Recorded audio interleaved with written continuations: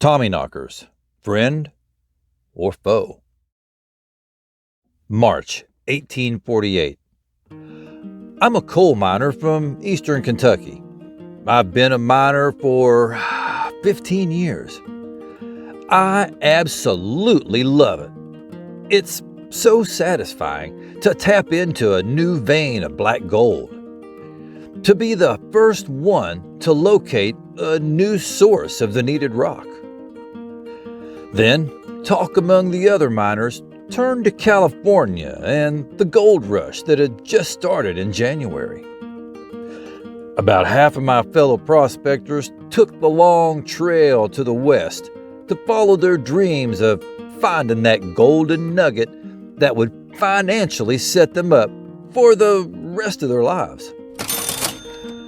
After much prodding and a few telegrams from buddies of mine that did find gold, I decided to make the perilous journey west to California. Thank God the railroad was finally built. It only took a mere 5 weeks to get to San Francisco. Damn, wonder how many layovers he had. When I arrived, it was mayhem. It seemed like everybody in the whole country had the same idea. I've never seen a line of people that long wanting to become a miner in all my years. A lot of them have never even mined before. It was insane. I patiently waited my turn and finally got to talk to the hiring manager. As soon as I said I was a coal miner from Kentucky, he handed me some paperwork to fill out and said, "You're hired. You start tomorrow morning." It seemed like it was almost too easy. I filled out the papers, turned them in, and went into town to try to find a place to sleep. Hotel rooms were pretty hard to pin down. Most were overbooked and overcrowded. 8 men to a small bedroom was the norm. Sounds like some hostels I've been to. I ran into a friend of mine and fellow prospector from Kentucky, and he helped me with finding a place to sleep. The next morning, I woke up early, eager to get into the mines. I put on my work clothes, grabbed my equipment and tools, and hopped onto the crowded buckboard for the trip to the mine. After the 1-hour bumpy ride, I made it to my destination. I got out, introduced myself to a few people, and went to see the mine foreman. I got to his office and, of course, had to wait in line to speak to him. When it was my turn, I introduced myself and asked for instructions. He told me to join up with another batch of miners getting ready to be lowered down into the most recent vein. I enthusiastically thanked him and hurried to the mine entrance, skipping all the way there. I squeezed into one of the 2 decks of the cage. As we were being lowered into the main shaft, miners chatted with one another, myself included. I introduced myself to the big scruffy fella I was basically hugging. "Howdy, my name's Jesse." "Hello, Jesse. My name's Adam. You from back east?" "Yeah, Kentucky. And you?" "I'm from Colorado." "Have you been here long?" "No, a couple of months. What about yourself?" "This is my first day." "Well, welcome to chaos. You ever mined before?"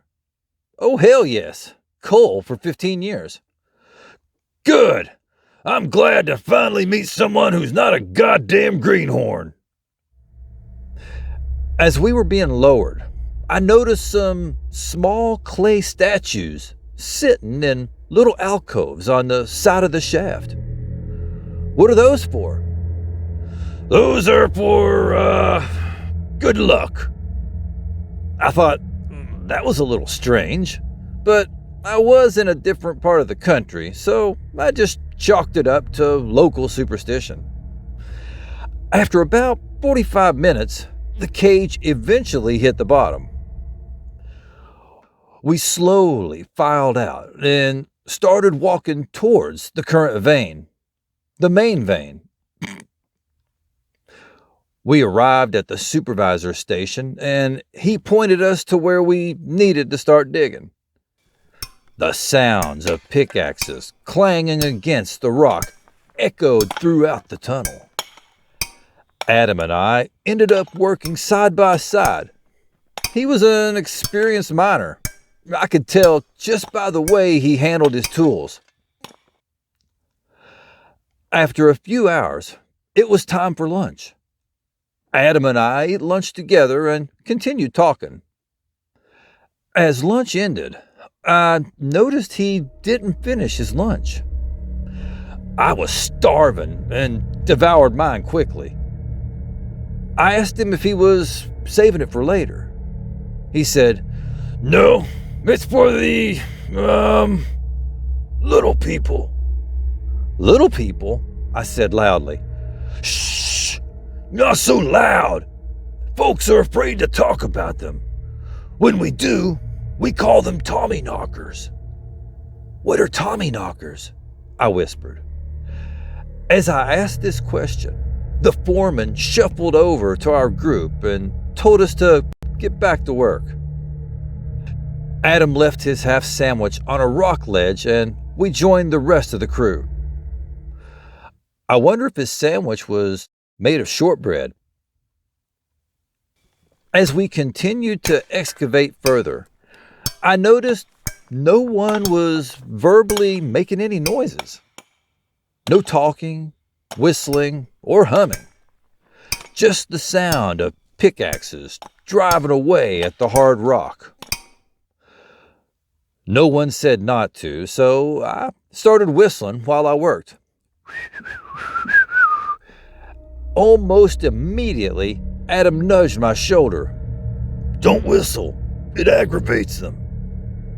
Who? The Tommyknockers? He nodded with his finger to his lips. I had never heard of them back in Kentucky, but I trusted Adam was being honest with me. Or Adam could have been hazing Jesse because he was the new guy. The day finally ended, and we headed back to the cage to go to the surface. On the way, I noticed Adam's half sandwich was gone.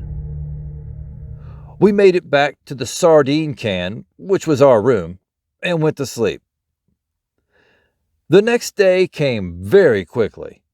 I got up, got dressed, loaded into the buckboard, and was at the mine shaft in no time. Yeah, an hour later.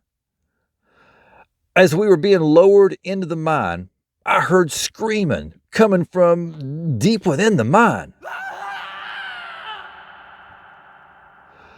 When we reached the bottom, several miners were carrying another miner to the cage.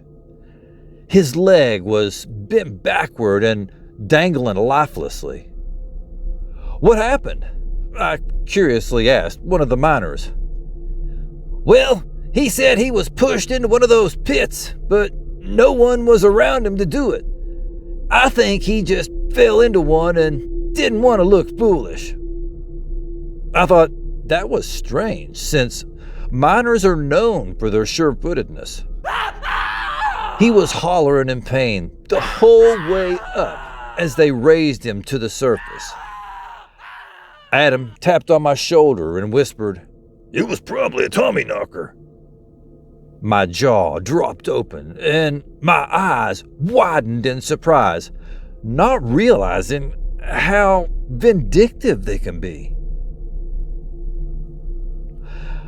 I cleared my head and got back to work. Shortly after, I unearthed my first nugget. It wasn't huge, but it was enough to spur me on. As we were digging, Adam stopped suddenly, put his hand on my axe and his finger to his mouth. I could hear a faint, rhythmic knocking sound coming from within the tunnel wall. "Listen, you hear that?" He whispered. "Yeah, what is it?" "It's the Tommyknockers.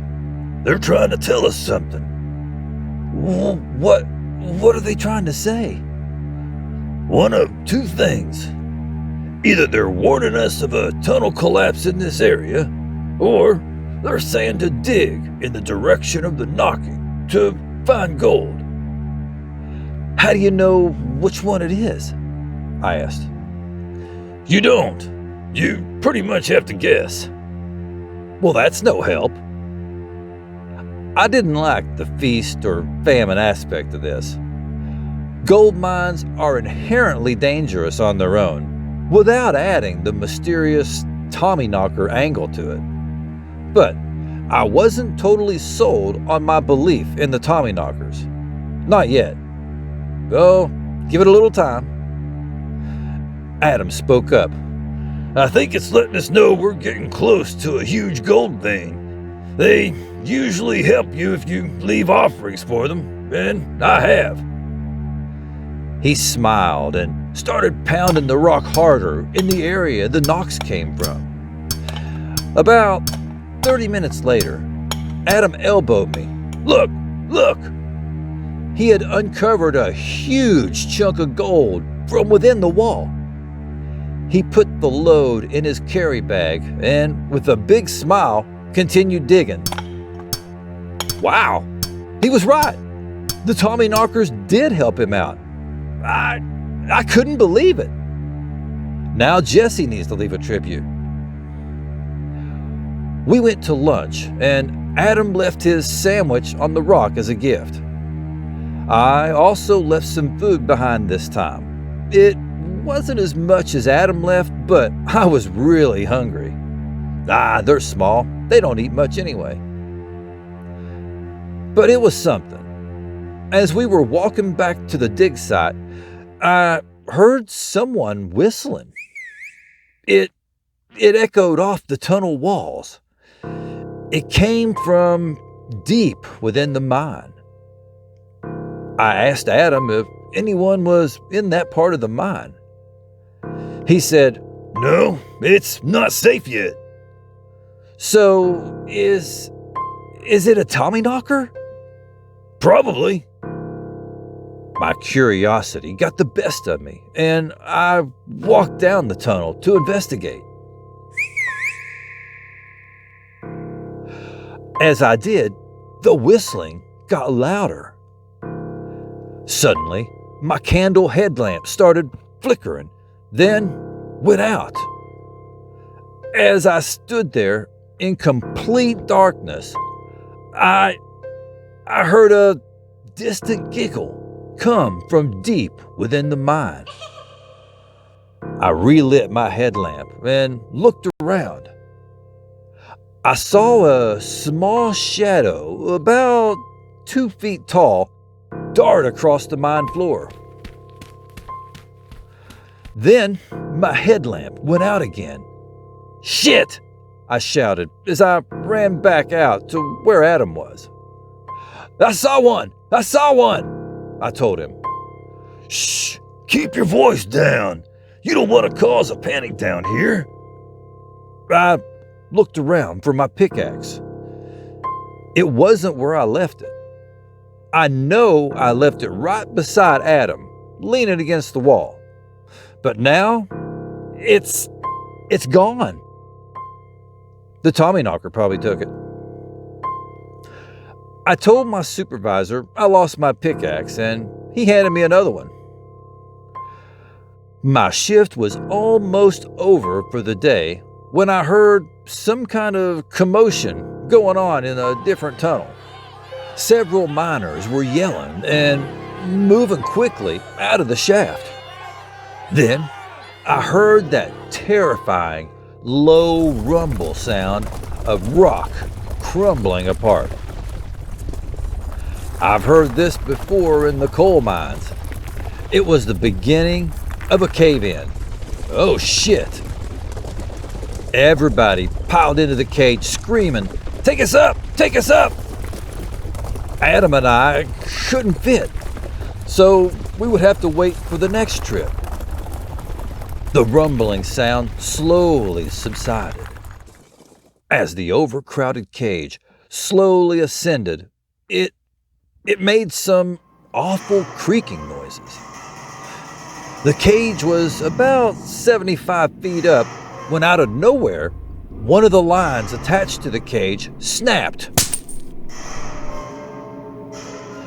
The cage tilted sideways and started swinging back and forth, banging the sides of the shaft.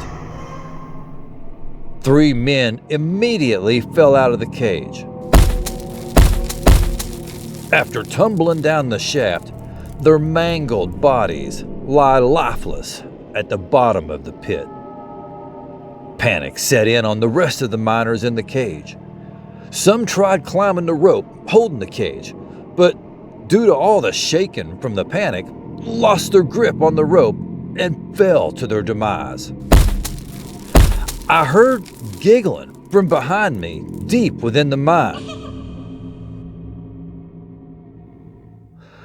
I looked at Adam.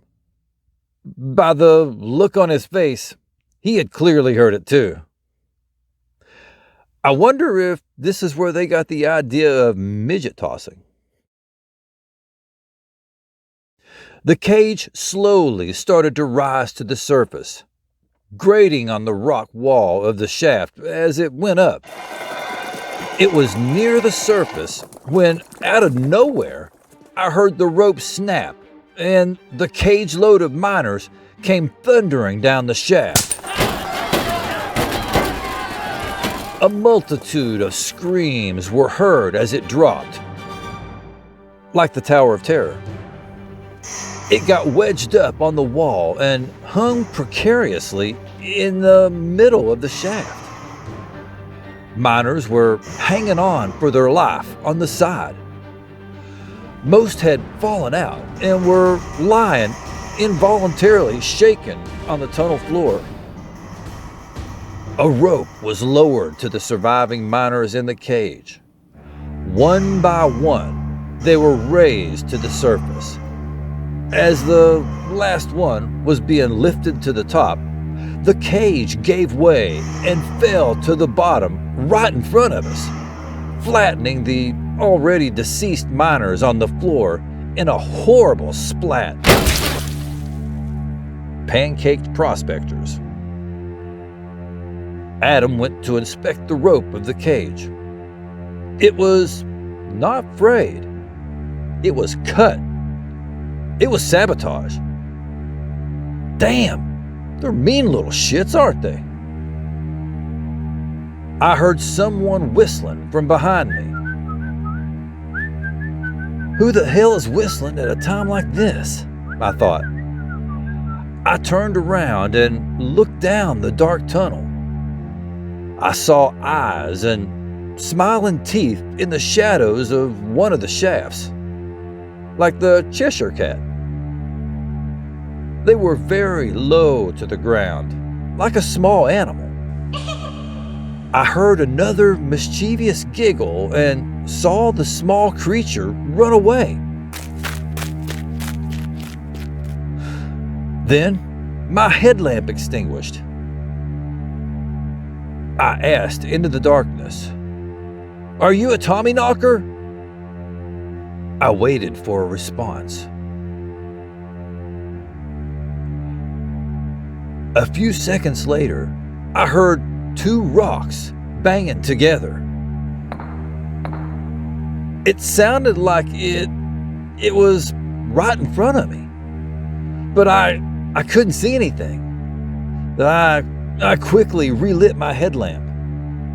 When the glow of the candle brightened, I could see what looked like a gnome or goblin-like creature of some sort. It had on older-looking miner's clothing. It had gray-looking skin and grizzled facial features. I took out the nugget of gold I had found earlier and tossed it in the Tommyknocker's direction. It scampered over to it, snatched it up off the floor, and looked at me with a big smile. As Adam gazed on in astonishment, he took out his golden boulder and cut it in half. He rolled one half toward the Tommyknocker. The Tommyknocker whistled, and 3 others descended from the darkness. It took all 3 of them to hoist the small boulder on their shoulders, and they walked off into the darkness. Oh, so they must be union workers. The one Tommyknocker still remained. He waved us over to him. As we approached, he walked ahead of us down a shaft. We followed him. I bet they had to take baby steps. He took us through some tunnels Adam hadn't been down. They were small tunnels. We had to belly crawl through most of them. Before long, I could see daylight shining through a crack in the wall. As we continued, I could see an opening to the outside. We crawled through the opening and sucked in the fresh air. Exhausted, we rolled over on our backs with our hands out to our sides and just relaxed on the rocky bed. After falling asleep from fatigue, we were awoken by some miners scouting around. They asked us how we got out. I told them boldly, the Tommyknockers showed us a different way out of the mine. Where? Replied one of the other miners. Right there. I pointed behind where we were laying. They gave us a confused look. I turned around to point directly at it and noticed the exit we crawled out of was gone. It was just a rocky hill. I dug with my hands at the ground in the area where I thought it was, but to no avail. There was no exit there. After this very strange and close scrape with death, I decided to go back to coal mining in Kentucky. Risking my life just wasn't worth it. Nope. To those of you who don't believe in Tommyknockers, I have some questions. If they're not real, then how come so many different countries have reported seeing them in the same time period without any kind of global telecommunications? And how come all of the descriptions of them are oddly very similar?